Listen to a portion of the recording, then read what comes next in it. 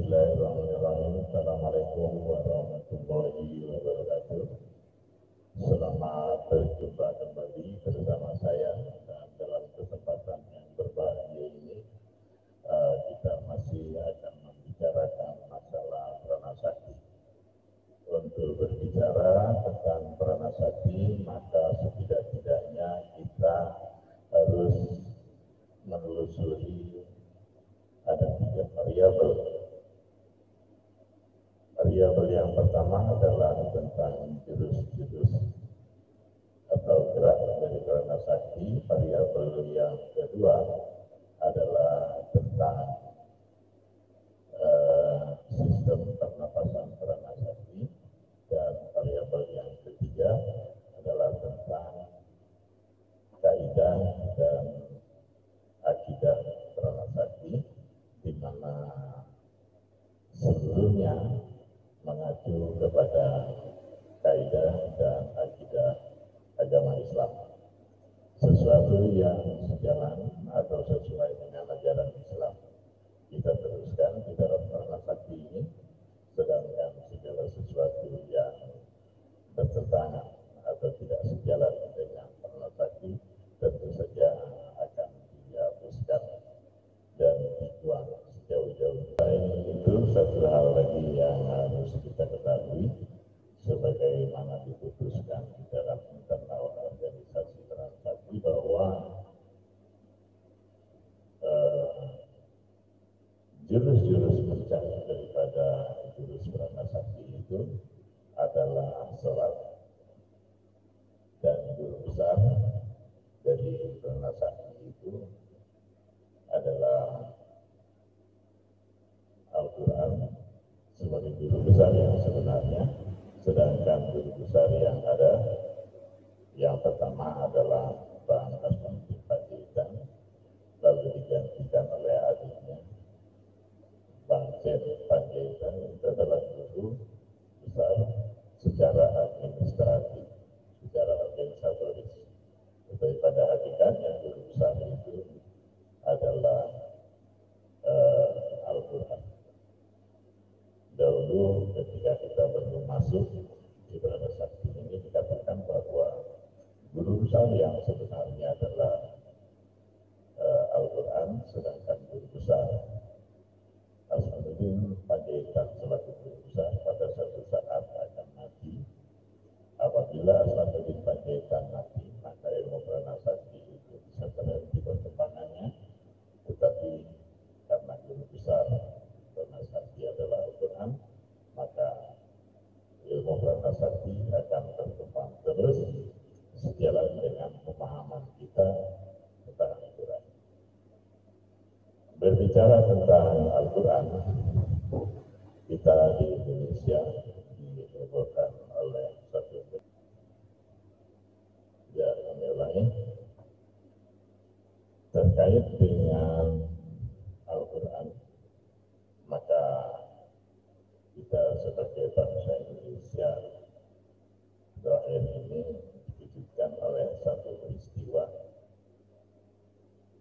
di mana diketemukan atau dilihat oleh banyak orang ada seorang pemulung yang bekerja di kesibukan pasar. Dia memungut barang-barang yang masih mungkin bisa dijual, apakah itu dalam bentuk kertas, kardus, ataukah itu dalam bentuk besi, kaleng, dan lain sebagainya, yang statusnya sudah dibuang oleh pemiliknya dan dia kumpulkan, dia jual. Itulah pekerjaannya sebagai pemulung. Dan di sela-sela dia melaksanakan tugas sebagai pemulung itu, dia selalu di banyak kesempatan dia beristirahat. Umpamanya ketika terjadi hujan deras, dia harus berduduk di satu tempat di ember-ember toko, dan dia duduk mencari tempat yang teduh dan tidak terkena air hujan. Dan pada saat itu dia membaca Al-Quran dengan khususnya, dan bacaan Al-Quran itu dibaca dengan keras sehingga orang-orang yang ada di kanan kirinya bisa mengetahui peristiwa itu, dan orang-orang menjadi tertarik karena bacaan-bacaan yang dilaksanakan dengan lafal yang sudah mulai sempurna, makhraj-makhraj yang diucapkan sudah mulai benar, dan dia sudah sedikit mengenal bagaimana melakukan bacaan Quran itu, dan juga dia memiliki nafas yang demikian panjang sehingga pembacaan tidak terputus-putus. Mereka yang lalu lalang di keramaian pasar itu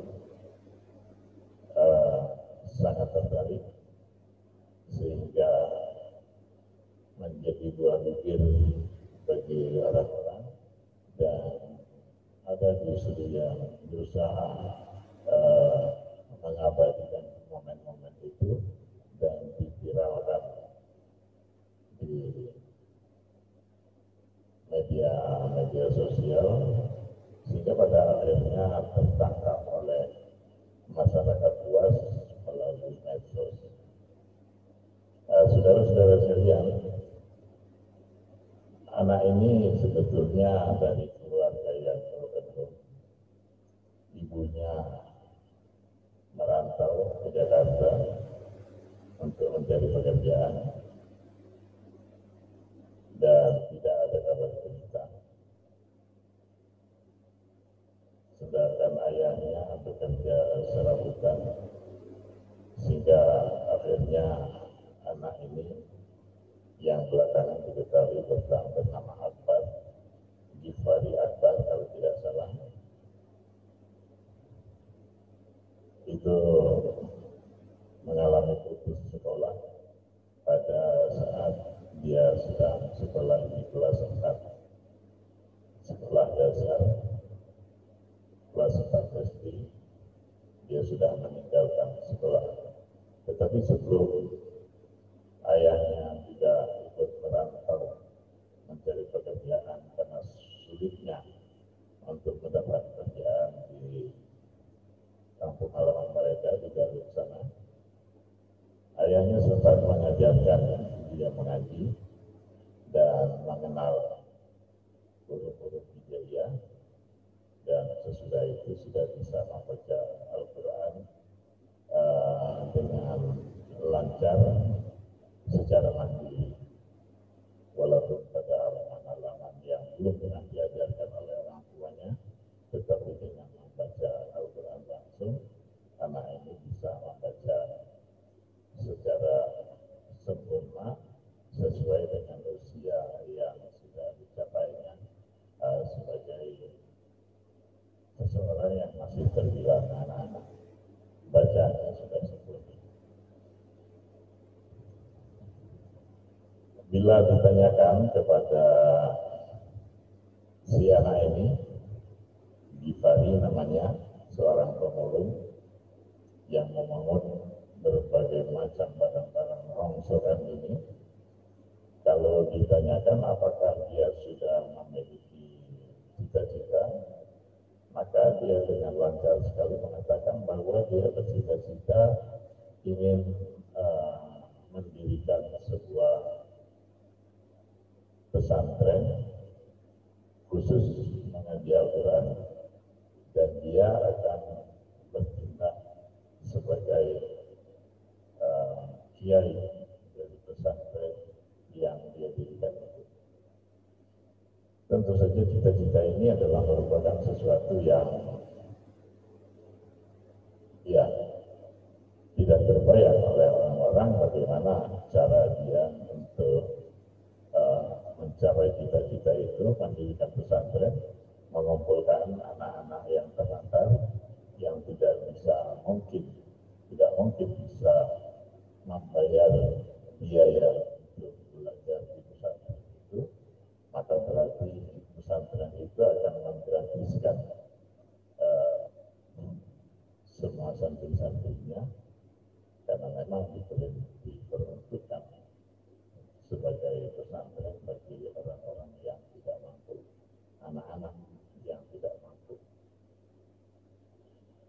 keberadaan anak ini menjadi semakin populer.